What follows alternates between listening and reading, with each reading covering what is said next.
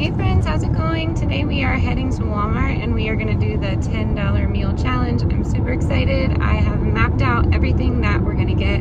So I will head on into the store. I'm not going to film in there, and we're going to head home. I will show you what we got, and then I will show you the meal plan and some of the recipes that we made this week. Hey friends, we just got back from Walmart and I am super excited. We got a lot of awesome stuff. We came in at $9.46, so you have a little bit of room to wiggle with that. I'm going to show you all the items that I got, but I did want to mention that I do have a playlist linked down below, and I do these types of challenges every now and again just to save a little money during this season and during all of these crazy times in the world right now. If you are ever experiencing food shortage or insecurity in your home, please dial your local 211. There are churches, schools, there are groups in your community to help you. Please don't ever be afraid to ask, and if it's ever a problem, please ask me. I will do my best to help you in your area. I will say now that this meal plan that I do here is very doable. It's going to serve 4 of us. There is meat and dairy in this. I am vegan while my family eats the standard American diet. So generally I will swap out beans for meat, and then I just will not use cheeses.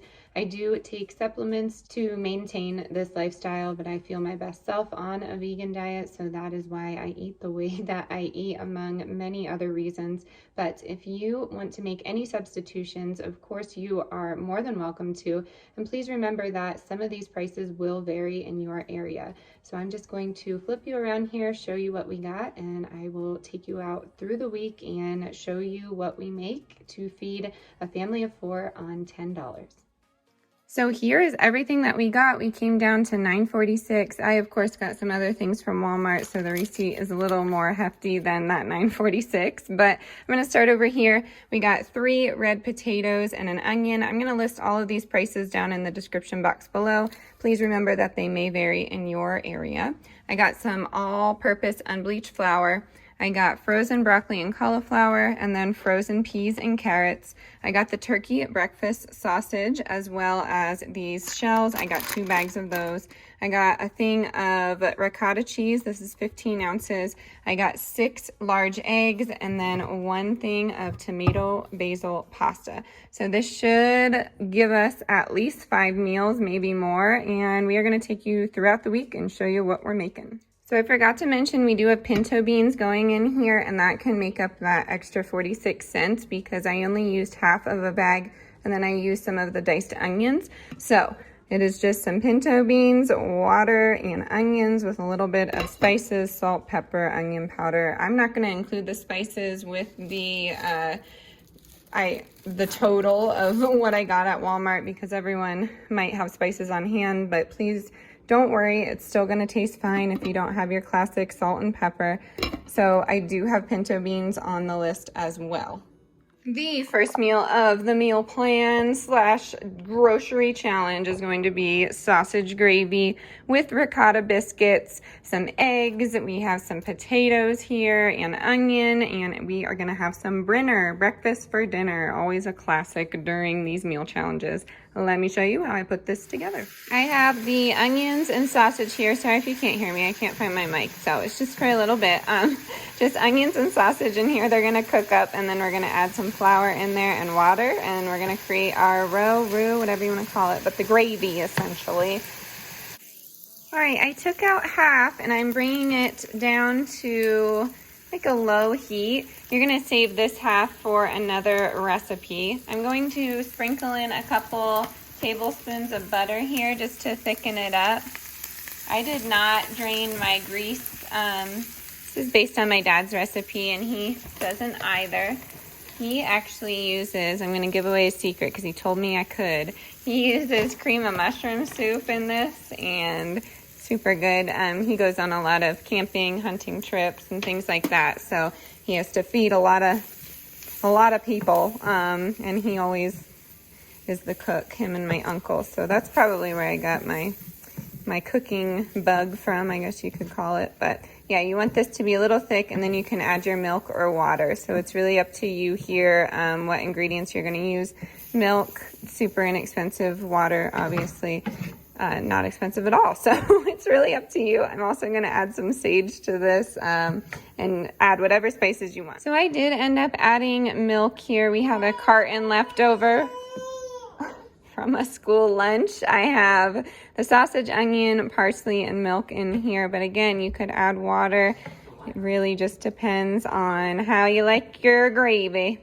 It's gonna thicken up here and I'm gonna make the biscuits. All right, because I know someone's gonna say something. I am making these biscuits with the ricotta and flour, but biscuits traditionally are made with butter, so I have a stick of butter there. And then you could use a cup of milk or a cup of water. Now, if you don't have it in your budget to get the milk or the butter, although there are a lot of free programs out there giving those kinds of things out for free, you could go to the Walmart bread section and get the day-old bread for 50 cents. And those could be your biscuits for sausage and gravy. You don't necessarily need to serve it over a biscuit, but that's just how we're serving it. So here's my addition. I am adding butter and milk, and then I'm gonna try and type out some vegan ways that you could make these. Sorry, I have an infant over here being silly. You could make these in a vegan way, and I'm gonna type it out the best that I can. So instead of sausage for this, I would use chickpeas instead. So just look for those in the description box. Again, I'm gonna type them out as best as I can, and let me show you how I put these biscuits together. They're super, super easy and delicious. All right, we have our flour here. I'm going to add in my ricotta. I'm also going to do a pinch of baking powder. Just makes them a little fluffier. Then I'm going to add in the butter and kind of fold everything together. I don't have a pastry cutter, so I'm using a fork. Or you could use your hand. But yeah, you just do this, mix everything together, and then you're gonna add your water or your milk. Now again, you could just use the toast, but we are making it a little extra. And I didn't mean to sound so cut and dry about those free programs, but it is always astonishing to me as a teacher. We have just so many resources from the community giving out tons of free food. At least that's how it is in our area. And it is shocking to me how much food is left over and how much food has to be thrown away. And it's just incredibly sad to me. I'm fortunate enough to feed my family, but if there are those resources out there and you have means to get to it, then I just don't understand why needs to go to waste. But that is just me. And maybe you can't get to it. Maybe you have a disability that doesn't allow you to leave the house. There are so many programs out there that can deliver it to you. And perhaps you live, in the middle of nowhere. There are programs that can mail it to you. I will try and drop as much information as I possibly can. And if you are struggling, please dial that 211.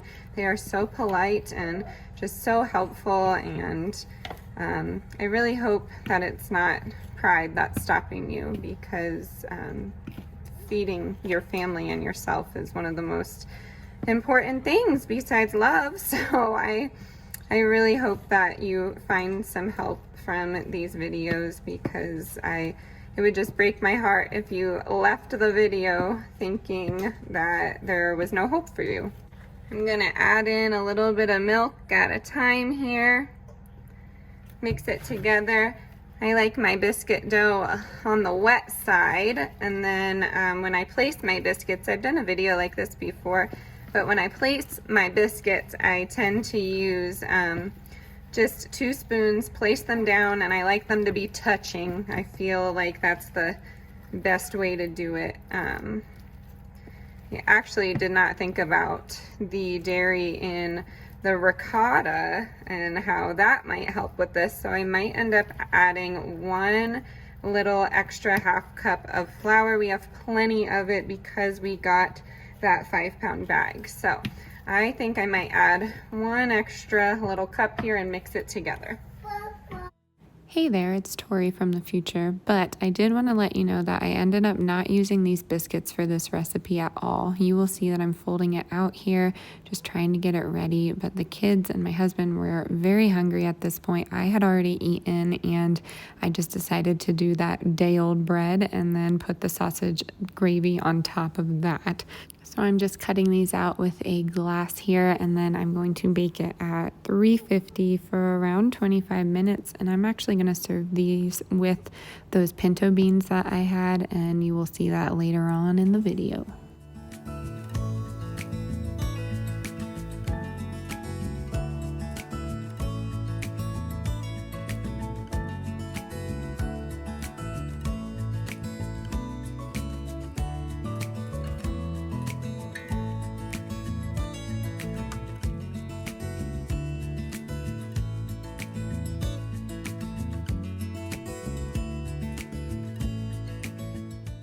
I ended up serving these with some brown butter eggs. You just brown some butter and fry the eggs. My husband likes them dippy, which means the yolk is still intact. And then this was super filling for him, so we didn't do any potatoes on the side, and we just ended up serving it like this.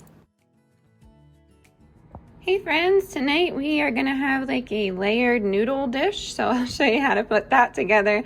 You're gonna need the sausage and onions from last night, I believe we did it. And then you're gonna need some shells, so these are the 32-cent shells. And then you're gonna need the rest of the ricotta, as well as some of the pasta sauce, just about, I'd say 3/4 of a can. And you're gonna save some of that for a soup coming up here. So let me show you how I put it together. I'm gonna put together this casserole. So I have the sausage and onions that are left over. And then I'm gonna put in my noodles that I cooked. I only ended up cooking half, so 7 ounces instead of 14, but fix it to your liking and what you have, or how many people you have in your family. I'm gonna do 1/4 of this ricotta because I'm saving the other for another recipe. And then I'm gonna do half of the sauce, and I'm gonna bake it and call it good. You can serve it with homemade bread if you want, some of that 50-cent bread that we talked about, but you could serve it just like this. I just like to bake it. You can add some Parmesan cheese on the top of this. You can always get those free packets if ever you're eating out at a pizza place or something like that. But Parmesan cheese is relatively inexpensive as well, the fresh Parmesan and the shaker stuff. So I'm just going to mix this all up together, kind of like a baked ziti, but with shells instead.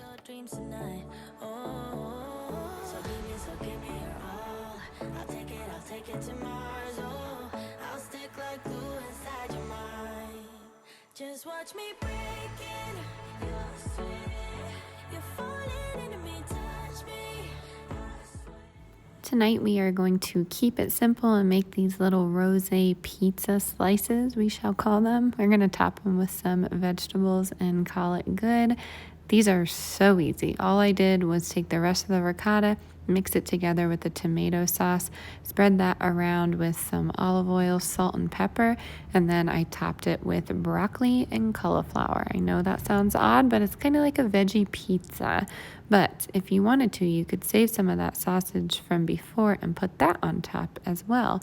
I am just doing 4 here because the kids have already eaten. They'll probably snack on these, and my husband is not with us tonight, so I am just going to save these other 2 for the next night. And I made mine just with the tomato sauce and broccoli, and it looked pretty boring, so I didn't really share that with you, but here is the nicer version of all of this.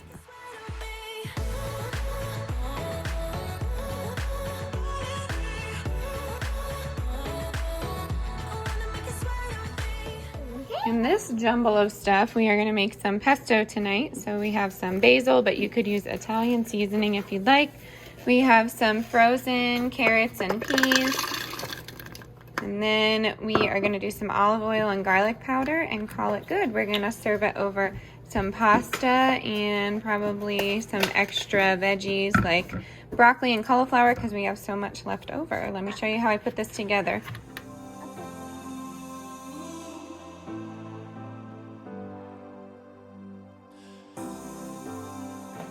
So in the pot right now, we have a whole thing of the shells, we have the rest of the broccoli and cauliflower, and then we have the pesto. We're gonna add 2 cups of water and let it simmer until the pasta is ready to go. This is a green goddess pasta. This one was definitely my favorite. I know it just looks like green pasta, but it had so much flavor and it was so comforting with like a slice of that chunky bread.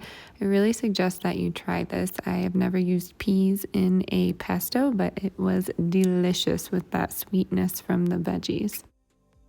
And here is how my pinto beans turned out. I cooked that on pretty much high for 8 hours, 8 to 10, and it came out really awesome. So I did not add salt until the very end because I didn't want my beans to be mushy.